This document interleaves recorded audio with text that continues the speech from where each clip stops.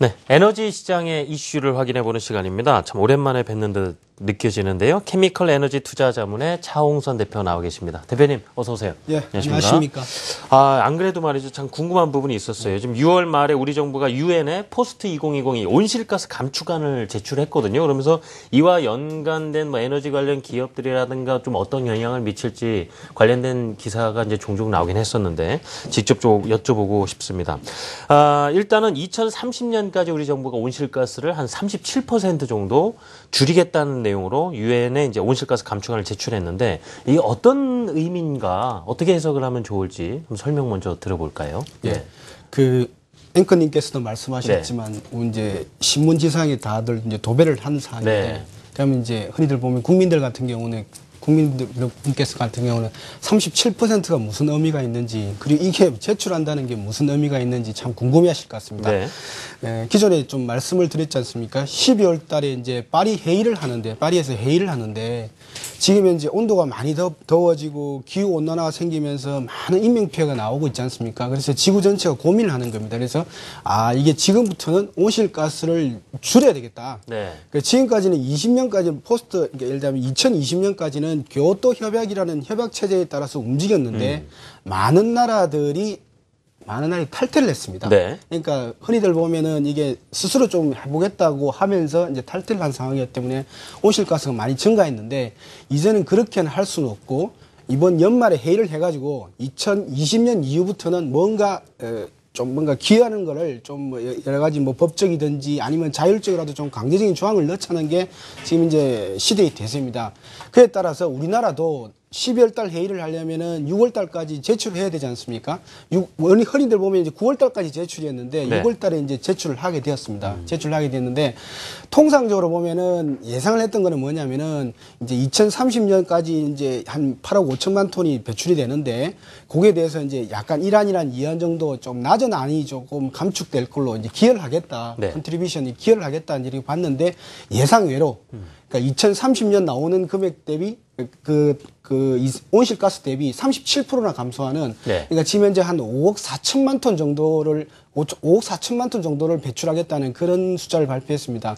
좀 이따 그림을 드리겠지만은 그러니까 예상외로 왜 이런 숫자가 나왔냐면은 우리나라가 지금 보면 세계 GDP에 차지하는 비중이 13위 국가입니다. 수출이 7위 국가고 그리고 모든 개도국들이 벤치마킹하는 나라 중에 하나가 우리 대한민국입니다. 그래서 미국이라든지 여러 가지 유럽이라든지 이런 나라들에서는 우리나라가 최초에 이란이나 이란보다는 전 세계 200개 국가가 다 쳐다보고 있기 때문에 한국을 지표로 삼고 있기 때문에 뭔가 좀 의지를 표명해달라. 그래서 좀 많이 이렇게 감축안을 제출했습니다. 지금 뭐 당초 보면은 이란에서 사안까지 4가지 안을 준비했다고 하는데요. 어떤 내용에서 차이가 있었는지도 궁금합니다. 일단은 온실가스 배출량이 5억 4천만 톤인데 5억 4천만 톤이 무엇을 의미하는지를 좀 봐야 될 것 같습니다. 지금 그림을 보시면 알겠지만은 지금 현재 얼마냐면은 현재 6억 8,800만 톤을 지금 배출하고 있습니다. 그런데 보시면 이게 이제 그림을 그어놓은 선이 있지 않습니까? 이게 붉은색이 지금 현재 우리나라가 모두 배출하고 있는 연간 배출량입니다.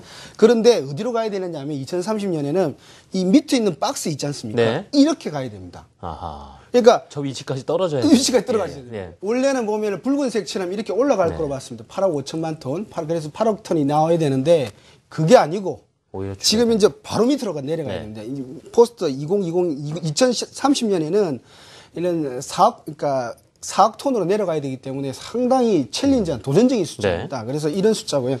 최초에는 어떤 안이었냐면은 지금 보면은 2012년 기준에 보면 688,100만 톤, 그러니까 한 7억 톤이지 않습니까? 7억 톤이니까 이란, 이안, 사만, 사안 이렇게 안을 가지고 많은 이렇게 토론이 있었습니다. 그래서 이란으로 가자, 이안으로 가자, 사만으로 가자, 사안으로 가자. 산업계는 이란이었죠. 이란 또는 이안이었고 시민단체라든지 정부 쪽은 3, 4안 쪽이었는데 그거를 깨고 내려갔습니다. 5안으로 결정됐습니다. 그래서 보시면 알겠지만 사안이 5억 8천만 톤인데 그거보다 더 낮은 5억 4천만 톤으로 내려간 거죠. 그래서 보면 2012년 대비 그다음에 2030년 대비 37% 내려가는 그런 숫자. 그래서 예상을 깨고 5안으로 내려갔다 이렇게 보시면 될 것 같습니다. 그렇군요.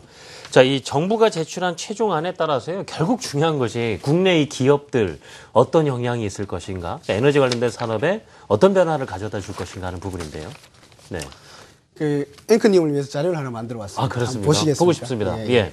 이게 미국에 있는 원자력 기구에서 만든 그런 자료고요. 네. 한국전력 홈페이지에도 떠 있는 자료인데 한국 수력 원자력에 떠 있습니다. 홈페이지 자료인데 보시면 알겠지만은 온실가스 이산화탄소가 온실가스 한 70% 차지하기 때문에 예. 온실가스 배출량이라도 무방합니다. 보시면 알겠지만은 기준점이 보면은 석탄, 석유, 천연가스, 바이오매스, 태양광, 풍력, 원자력, 수력 에너지원별로 지금 배출량이 나와 있고요. 전 세계 온실가스 배출량의 40%는 석탄이 차지하고 네. 30%는 석유가 차지합니다. 석탄은 대한민국의 기저발전, 예를 들자면은 발전의 한 40%를 차지하는 그런 중요한 에너지원이고요. 석유는 지금 수송시장을 대부분을 차지하지 않습니까? 우리 앵커님께서 네. 보시기에 지금 온실가스를 줄이려면 네. 그 어디를 줄여야 되겠어요? 어디에서 어디로 줄여야 된다고 보시면 석탄, 석유에서 당연히 줄여야 될 것 같은데요. 그렇죠. 예. 지금 그래서 정부안도 그렇습니다. 예. 정부안이 뭐냐면은 석탄 발전에서 어디로 가느냐 하면은 국민들이 수용한다면 조건이 있습니다. 국민들이 지금 이제 여러 가지 동의안에도 문제가 있지 않습니까? 네. 국민들이 수용한다면 석탄에서 원자력으로 가고 싶다. 예. 근데 원자력은 흔히도 보면은 일본의 후쿠시마라든지 이런 게 있으면서 정서가 참 안 쳐졌어요. 그렇습니다. 예. 예. 그렇지만 일단은 기본적으로 우리가 그 5억 4천만 톤을 채우려면 결국은. 그렇죠. 예. 석탄에서 원자력 가고 싶다. 네. 그 다음에는 대안으로는 보면 여기 보면 정부안도 대안이 있겠지만은 네. 석탄에서 천연가스 발전이라 좀 가고 싶다. 근데 이제 또 석탄에서 태양광으로 가고 싶고 네. 풍력으로 가고 싶은데 그거는 경제성이 안 맞지 않습니까? 그래서 이게 모든 게 답이 없습니다. 답이 없는데 이런 그림을 보고 생각해 볼 필요는 있습니다. 네. 그래서 정부안은 석탄에서 원자력으로 가고 싶다. 아니면은 석탄에서 천연가스라도 가고 싶다. 결국을 달성을 하려면. 네, 태양광 풍력이 경제성을 달성했으면 좋겠다. 석탄에서 온실가스를 잡아내는 포집 기술이 발전했으면 좋겠다는 네. 게 정부안이고요. 그다음에 수송 쪽에서는 석유를 줄여야 되지 않습니까? 자, 휘발유차, 경유차를 줄이려면 어떻게 해야 됩니까? 자, 그러면은 전기차라든지 네. 하이브리드차라든지 그런 보급을 확대할 수밖에 없고 두 번째는 가장 중요한 기술, 그 에너지를 줄이는 정량 네. 기술이 뭐냐면 전략 기술입니다. 여러 가지 단열 기술이라든지 에너지를 어떻게든지 줄일 수 있는 기술. 그리고 정부가 발표한 게 뭡니까? 그 에너지를 줄이려면 전기요금을 조금씩이라 점진적으로 인상해야 되겠다. 그래서 이 모든 그림에서 답이 있으니까 우리 투자자분들도 한번 찾아보시는 게 좋을 것 같습니다. 예.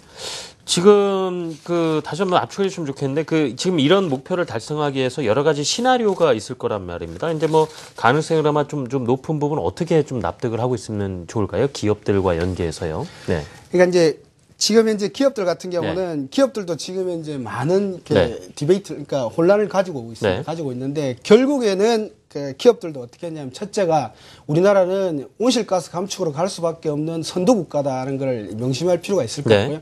지금 현재는 기술 개발이 필요합니다. 그래서 석탄을 줄이는 기술, 한전도 석탄을 적게 쓰고 이런 가스 발전이라든지 태양광 풍력 원자력으로 하는 기술을 발전해야 될 것 같고요. 그리고 이런 안전 기술 쪽으로 계속해서 기술을 확장하지 않으면은 향후에는 파리 협약이 지금 이제 단순하게 기여지만 나중에는 법적인 바인딩으로 들어올 가능성도 있다고 보고 있습니다. 일단 추가적으로 원자력 발전에 대해서 좀 더 지어지는 거에 대해서는 좀 의구심을 좀 가져볼 수밖에 없는 정서적으로 좀 뭐 부분이 있으니까요. 그렇다면 결국 에너지 절약 기술이라든가 하이브리드 차포하면 전기차 기술, 신재생 에너지 업종이 좀 새로운 기회를 맞을 수 있지 않겠는가 이런 부분을 단 경제성을 보셔야 되고요. 경제성 지금 신재생 거. 기업 중에서 어려운 기업도 있으니까 이런 기업들은 부채 비율이 낮은 기업에 관심을 두는 게 좋을 것 같습니다. 네, 투자를 하신다라면 그런 관점에서요. 자, 지금까지 케미컬 에너지 투자자문의 차홍선 대표였습니다. 대표님 감사합니다.